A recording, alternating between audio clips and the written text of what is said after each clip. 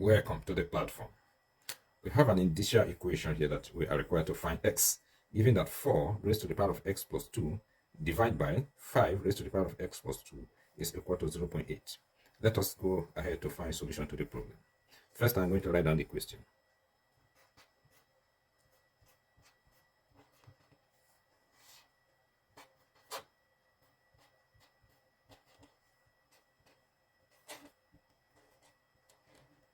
Okay.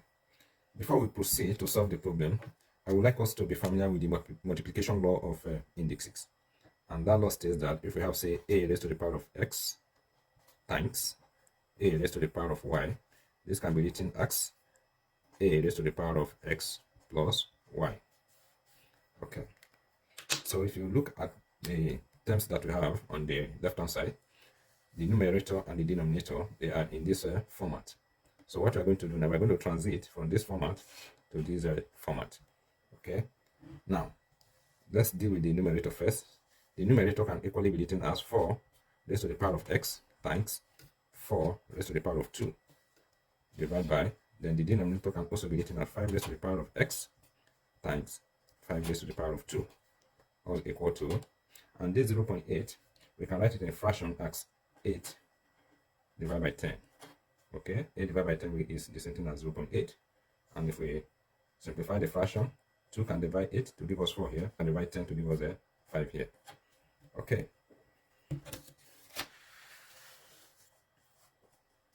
Now, we will now have 4 raised to the power of x times 4 raised to the power of 2, that is 4 times 4, is going to give us 16, divided by 5 raised to the power of x times 5 raised to the power of 2, that is 5 times 5, that is going to give us 25, is equal to 4 over 5. Okay. What we are going to do next now, we are going to make the left-hand side to contain the variable, while the right-hand side contain the constant. And to do that, we are going to both sides of the equation by the reciprocal of 16 over 25. And the reciprocal of 16 over 25 is 25 over 16. So if we do that, we will now have 4 raised to the power of x times 16 divided by 5 raised to the power of x times 25 times 25 over 16 is equal to 4 over 5 times 25 over 16. All right. Okay. Now, what will happen now is that this 25 will cancel out 25 here, and this 16 will equally cancel out 16 here. And the 5 divide itself, we have 1, and 5 divide 25, we're going to have 5 here. And 4 divide 4, you have 1, and 4 divide 16, we're going to have 4 here. Now let's write down what you have left. We now have 4 raised to the power of x divided by 5 raised to the power of x is equal to 5 over 4.